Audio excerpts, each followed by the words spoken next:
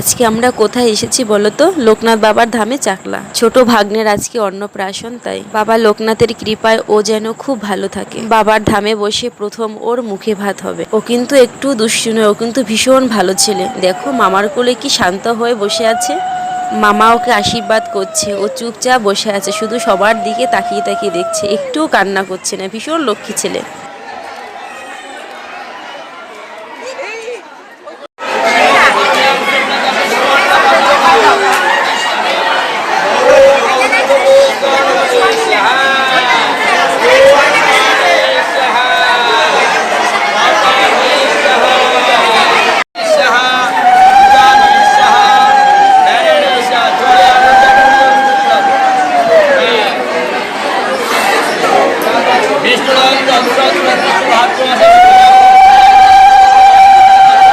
দেখা যাক সবশেষে ওই থালা থেকে ও হাতে কি তুলে নেয়। অনেক কিছুই বললাম, কিন্তু ওর নামটাই বলা হলো না। ওর নাম হচ্ছে রিয়াংশ। সবাই ওকে অনেক অনেক আশীর্বাদ করবেন, ও যেন খুব খুব ভালো থাকে। অবশেষে ওই থালা থেকে ও কিন্তু পেনটাই তুলে নিয়েছে।